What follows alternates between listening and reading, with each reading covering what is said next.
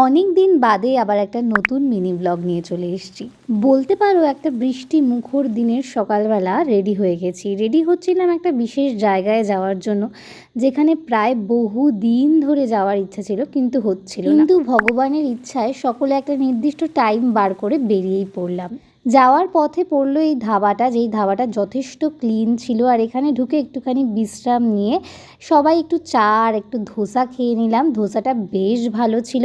আচ্ছা, কোথায় যাচ্ছি সেটা কিন্তু এখনো বলাই হয়নি। আমরা সকলে মিলে যাচ্ছি তারাপীঠ আর শান্তিনিকেতন। ধোসা খেয়ে আবার জার্নি শুরু করে এরপর হোটেলে গিয়ে যখন পৌঁছালাম, হোটেলে চেক ইন করে একটু ফ্রেশ হয়ে লাঞ্চ করতে চলে গেছিলাম। লাঞ্চে আমরা সকলেই একটা ভেজ থালি নিয়েছিলাম। ভেজ থালি নিলেও আমি আর দিদি আবার একটু চিকেন নিয়েছিলাম, যদিও চিকেনটা খুব একটা ভালো ছিল না। বিকেলে আমরা সবাই রেডি হয়ে নিয়েছিলাম মন্দির দর্শন করার জন্য আর আশেপাশের মার্কেটটা একটু দেখার জন্য। আর আমাদের হোটেলের সামনে এরকম একটা ব্যালকনি ছিল, আর ব্যালকনি দিয়ে একটা সুন্দর ঝিল দেখা যাচ্ছিল। যেহেতু ভীষণ অল্প সময়ের জন্য গেছিলাম, তাই জন্য এই ঝিলের সামনে বেশিক্ষণ দাঁড়াতে পারিনি। তারপর চলে গেছিলাম আমরা মন্দিরে। আমি প্রায় 10 বছর বাদে তারাপীঠ গিয়েছিলাম। সন্ধ্যেবেলা মন্দিরের চারপাশ ঘুরে দেখার পর আমরা চলে গিয়েছিলাম সাধক বামাখ্যাপার বাড়িতে। সেখানে গিয়ে একটু বিভিন্ন মন্দির দর্শন করলাম। যেহেতু খুব সকাল সকাল পুজো আরম্ভ হয়ে যায়, তাই জন্য আমরা তাড়াতাড়ি রাতে ডিনারটা সেরে নিয়েছিলাম। রাত্রেবেলার ডিনারে আমরা এক একজন এক একটা কিছু অর্ডার করেছিলাম। আমরা ফ্রাইড রাইস নিয়েছিলাম, আমরা আবার